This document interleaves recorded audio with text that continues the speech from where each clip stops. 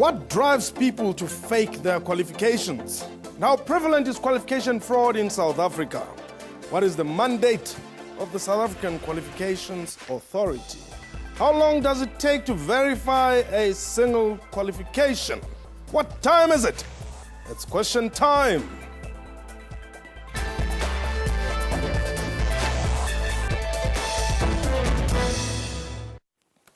Hello and welcome to the show. My name is Mpotsedu. In one of his many quotes, the late former South African state president Nelson Mandela said, and I quote, "Education is the most powerful weapon which you can use to change the world," close quote. True to the essence of his message, education has indeed become an apex priority towards one's success and personal fulfillment. However, in a quest to elevate their public status, some people pursue illegitimate channels to inflate their academic qualifications. But how rife is qualification fraud in South Africa? My guest, Mr. Joe Samuels, he is the Chief Executive Officer of the South African Qualifications Authority, and Tinus van Zyl, Senior Manager Faculty Coordination at the University of Johannesburg. Before we go into the show, let's have a look at the census.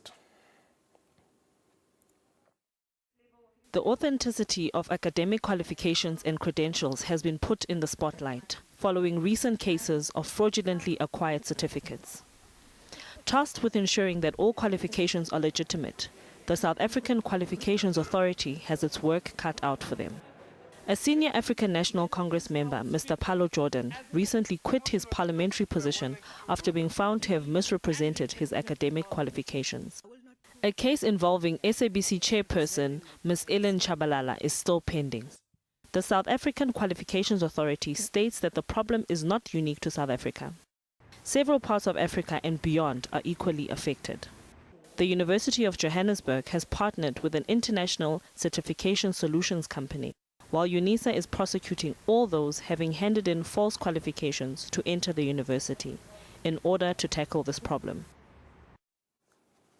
Thanks to Nandi Nzazi there. Gentlemen, welcome to the show. Mr. Samuels, Sakwa, or Sakwa as some people would rather call it. What do you do exactly? Well, we've got a number of responsibilities. Firstly, Sakwa is responsible for making sure that the overall regulatory framework, is well and controlled. In other words, we look at registration of qualifications. We also give advice to the minister with regard to quality assurance of education and training. Then we also keep a national learners record database, which is a very comprehensive database of all the qualifications, all the accredited providers in the country, as well as learner data. And so that allows us then to verify qualifications. In addition to that, we also, when people come from other parts of the world and they want to work in South Africa or they want to study further, we also evaluate foreign qualifications. We had a seminar recently dealing with the verification of foreign qualifications, and spoke to a number of other similar bodies in the rest of the continent. So you basically know each and every individual in South Africa who is qualified on something? In broad terms, yes. However, you must also remember that all of the information has not been digitized. Yes. Because we live in a world that is digitized today. But there are records, that has not been digitized, and so some of the records are still in files and so on. So we've got a good idea of what is happening in terms of learner records from 1992 up till now. The records before that, in terms of matric, that has not been digitized. Then there are also teacher qualifications that we still need to digitize. But mostly university and colleges and so on, all of those we do have. Okay. Before I go to tennis, though, a quick one from you. The problem of qualification fraud in South Africa, how prevalent is this? Look, I think we had a number of very prominent people, that has been in the news. What we have been finding, in fact, over the last number of years has been that we've been performing this function, that, on average, it is not a huge problem. Okay. However, I think we've got a number of very high-profile cases, and that is making the news. Okay. Dennis, what is the driving force behind these actions? Yeah, I think it's difficult to say. In this day and age, it's the driving force is actually employment. People want to get employed, they want to get promotions, and not everybody is willing to put in the time and effort to obtain the qualification legally. Yeah. And I mean, as a university, what's the process? If I were to come in and say I want to register postgrad, but I have an undergrad from a particular country, yes. What's the process there? Yes. Unfortunately, African countries, international qualifications is a high-risk area. So we do verifications of your previous qualifications before we admit you into a postgraduate qualification. Why Africa only? No, Africa and international qualifications.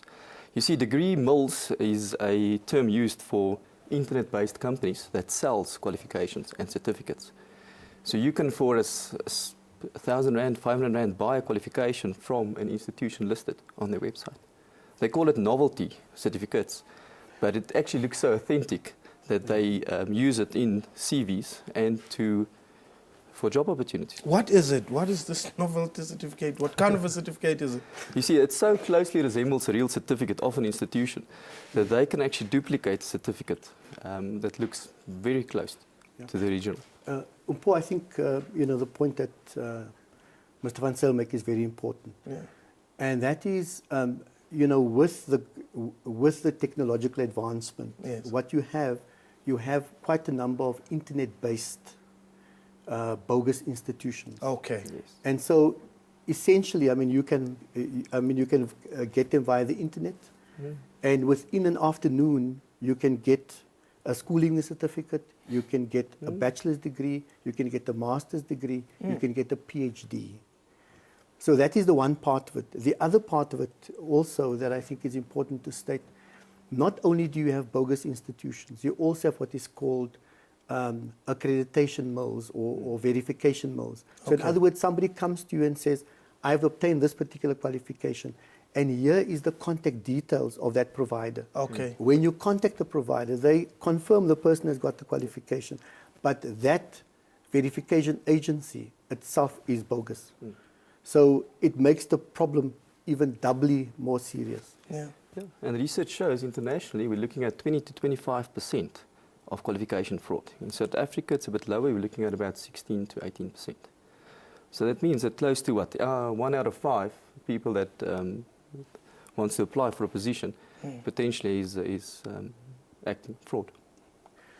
Let me also make this other point. I think, again, to underscore what Mr. Van Zyl is saying,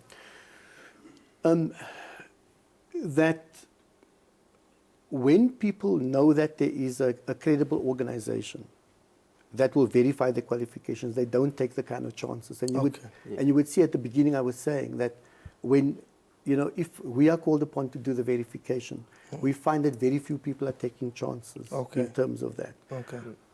The problem that we have is that both companies and a number of institutions don't verify. Okay. And they don't use, our services. You asked the question at the beginning, what is SACWA's mandate? The Minister of Public Service and Administration put out a directive to say that all government departments, all government line departments should use SACWA to verify their qualifications. Okay. Hold the thought there. We'll expand on it only after the break. This question time. Please don't go away.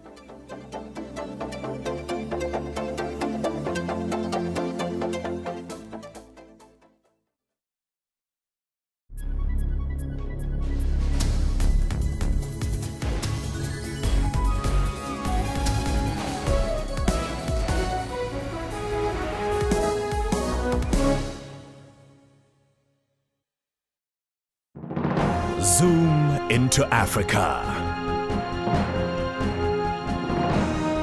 This is Seychelles. The president is Mr. James Michel James. Seychelles got independent from United Kingdom on 29 June in 1976. The population is over 80,000 people. One of the major languages spoken is English. Monetary unit is the Seychelles rupee.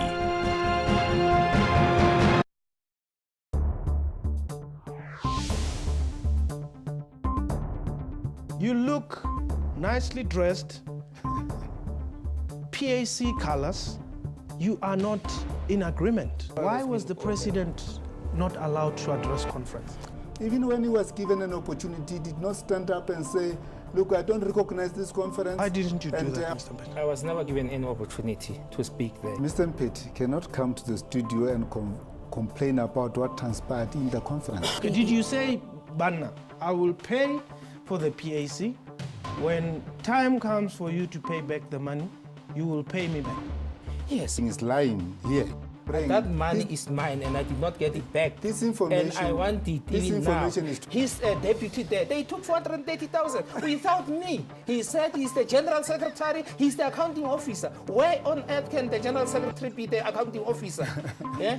It's what he did. We'll come back. Watch Question Time with me, Mpoti, Monday to Thursday at 5:30 p.m. on the SABC News Channel.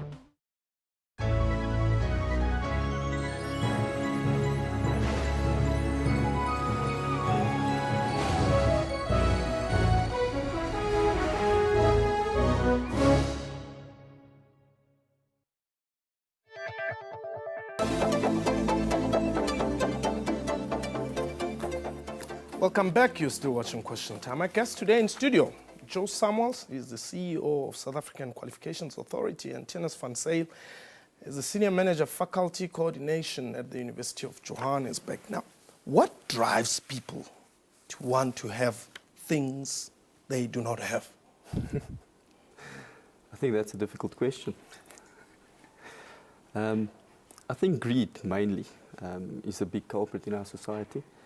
I think we have a big divide that we need to cover still. But at the moment, I think from UJ's side, we'll be trying to put the credibility into our qualifications and certificates. Yes.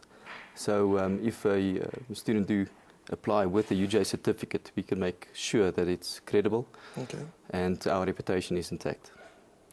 How do you differentiate between the fake one and the legit one? That's also quite difficult these days because the degree mills do a very good job to falsify certificates. But we've noticed after a few years or so that there is an increase in certification fraud in South Africa. So we decided to act proactively and we employed an international company that supplies certificate paper to us. Okay. So we in the past had about 3 or 4 distinct security features, which mostly all the universities in South Africa use, which is a distinct type of paper with a unique numbering system. There's microprinting on that, but we've expanded that to about a level of 6 to 7 extra features. We incorporate now micronumismatic UV printing technology, similar to banknote technology, security. We also include holograms that they use for concert tickets and those sort of tickets. So we've included quite a few extra additional security enhancements to our certificate paper. Yeah, but I mean, who's interested in all those things when you've framed that certificate? Yeah, a lot of people these days ask the guy to bring his certificate with him. Yeah, but I mean, if I was to bring the entire, I think that's why it's quite important, like Mr. Samuels said now. That's one part of the security, is your physical paper. The next part is a lot more important. That's verifying a qualification. Okay. Now, in South Africa, we don't have a good culture to verify qualifications. I think we need to do a lot more. We use QVS. It's outsourced to qualification verification services. It's similar to a company called MIE that does verifications. So anybody can contact them or online apply for a certificate to be verified, a qualification. Now, have you had, as UJ, any instances where your certificates were, doubled or falsified? Yes, we regularly get about approximately 5 to 8 false qualifications that we need to verify a year. We unfortunately need to act more on those. So we've decided now recently that we'll We'll publicize our graduation books on our website because a lot of the companies don't want to pay the fee to verify qualifications online. So as a quick verification option, you can go online from next year on. We're going to publish our graduation books on our website. For graduates beginning 2014 yes, or at least all your graduates? We're going to try from there to publish it onwards and then backdate quite a few as time goes by. How far back can you go? Well, we've got electronic data Records, till about 1986, 99, when we started with the student administration system. Yeah. So we'll see how far we can get with publicizing those information. Yeah. Paul, I think one of the strategies that SACWA deals with in terms of this is, firstly, we believe that it's important to educate the public as to what is a genuine qualification. I mean, this program is focusing on the individual. Yes. But we also have, as we earlier said, we have institutions that don't have the right to award particular qualifications, or, you know, they're not registered with the Department of Higher Education and Training. So it is important that we educate the public so that before the public goes to an institution, they know we shouldn't go there. Yes. So that is quite an important one. So education of the public. Then the one that Mr. Van Zyl picked on is that we need to make sure that we've got very good security features. And we must educate the public again about what are the security features, you know, that is in our certificates. Then the third thing is that we are saying that we must find ways so that we can electronically verify things. And I think somewhere between that, you put stuff on your website as UJ is wanting to do, but also it must be a credible verification agency, and in fact it must be able to be done electronically. And then the other point that we are making is that it's quite important that we must look at the legislation and make sure that the legislation can deal with people who misrepresent. Currently, what happens? You just apologize? No. Look, in terms of, there are different acts. In terms of the Education Act, if somebody misrepresents, it is a criminal offence. Okay. Also, in terms of the continuing Education Act, it is also an offence. But there are other kind of loopholes there that I think that people may jump through. Okay. And then the last point, the fifth one, is that we need to establish these international partnerships, you know, that I'd spoken about earlier. I also made the point that if one looks at, you know, SACWA's mandate is we, the government departments are obliged to use SACWA. Okay. State-owned enterprises like the SABC and other state-owned enterprises, they're not obliged to use SACWA and so on. And we would like to urge, in fact, all of those state-owned enterprises to use our service, because when we say somebody's got a qualification, we make sure that that's the case. And when we say the person doesn't have a qualification, we also make sure How long does it take to verify? Well, it depends. I mean, if we've got the records electronically available, then it's a matter of minutes. Okay.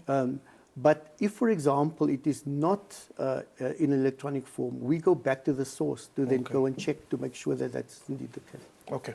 Let's take a quick break. We'll return to wrap up the show. This is Question Time. Please don't go away.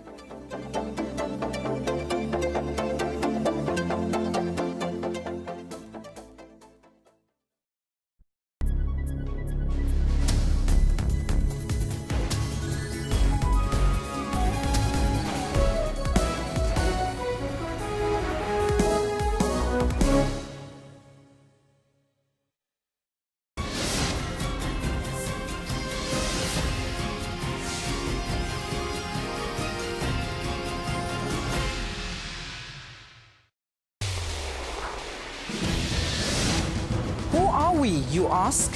This is who we are. We are technologically driven. We are unashamedly Afrocentric. We advise you not only on legal matters, but on health issues as well. We bring imagination to life. We celebrate arts and culture and lifestyle. We tackle life challenges head on. We dig deep. We probe. We question. We invite you to take a view from our house, as we tell it without fear, separating fiction from factual. We are the SABC News Channel. All news, all global, all the time. On the morning of the 21st of February 1917, their ship was rammed by a liner. Legend has it that as the Mendi was going down, members of the 5th Battalion danced barefoot aboard the vessel. 616 died that day, most of them black. After the rapid food security assessment that was done together with WFP and FAO, we found that this is one of the heavily impacted areas because of Ebola. Over 300 bikers from across the province making a difference in the fight against blood-related cancer. I'm here in support of cancer, and my sister has cancer, so I'm riding for cancer. Catch all news locally and internationally. Tune into SABC, your #1 news channel. News at 8 from Monday to Sunday.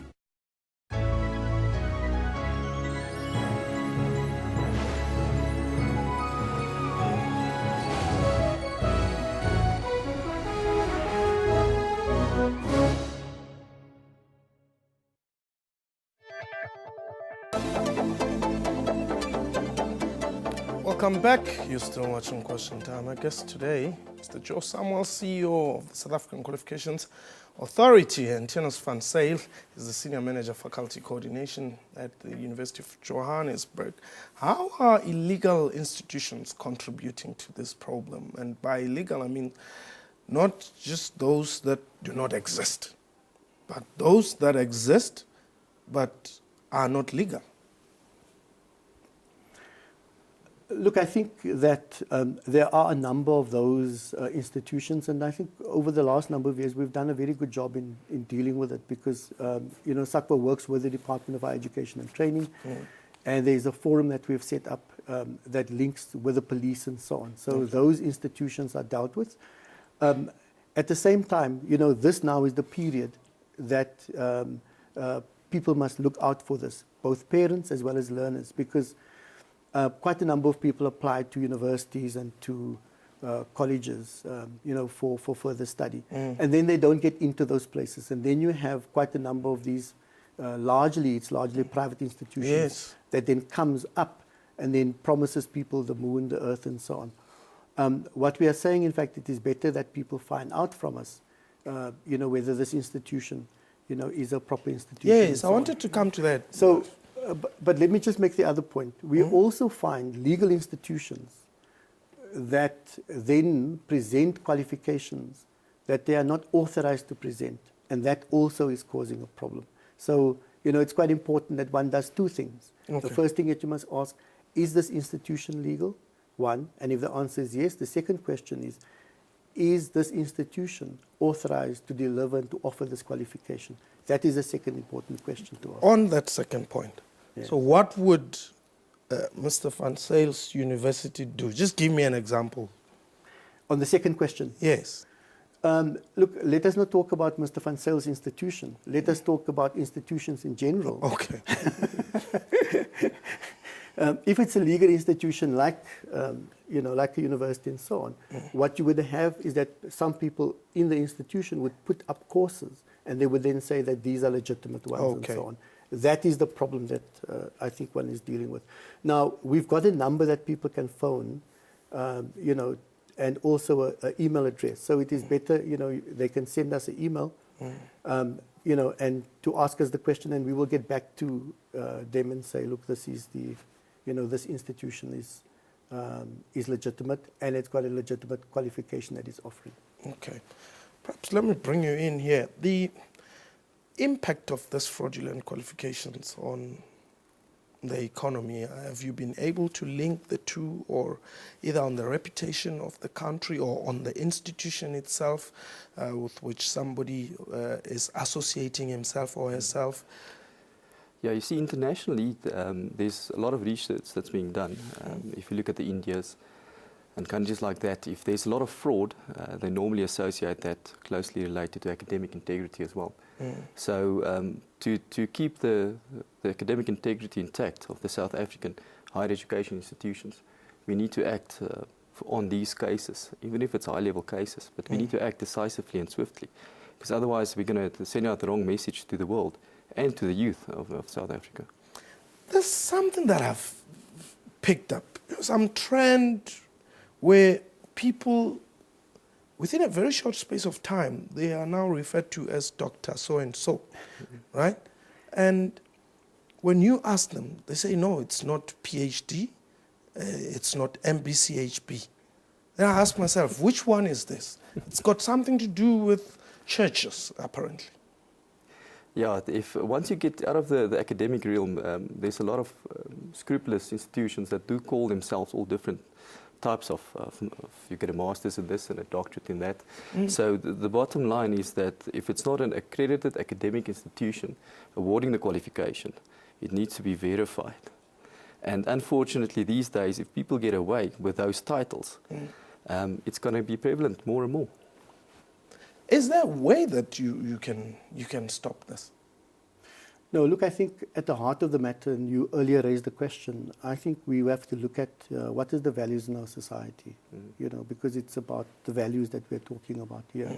And you raised the question about, so what do you tell the children? You know, if, for example, we are saying to our children, you must actually study hard, you must work hard in order to succeed, and there are ways in which people can actually get, you know, these qualifications willy-nilly and so on. I mean, we are really defeating you know, our whole society. So my view, I think it's a societal problem that we need to address when we need to address it. Also, I want to say that the Minister of Higher Education, you know, is acting in a decisive way. The Minister has asked SACWA to develop a register, a fraud register. So all those people, you know, that has come through our process, that has got fraudulent qualifications, to put it in a register, and also to then investigate implications of what it means if we make this list public. Gentlemen, let me thank you for the time and wish you all the best in the fight against academic and I would say qualification fraudulency and all that. That was Question Time for today. A big thank you to my guests and to you for watching the show. We welcome your feedback via email questiontime@sabc.co.za, Twitter handle @questiontime24. You can also follow me on Twitter @Mpho. From me and the crew, have yourself a wonderful time. Goodbye.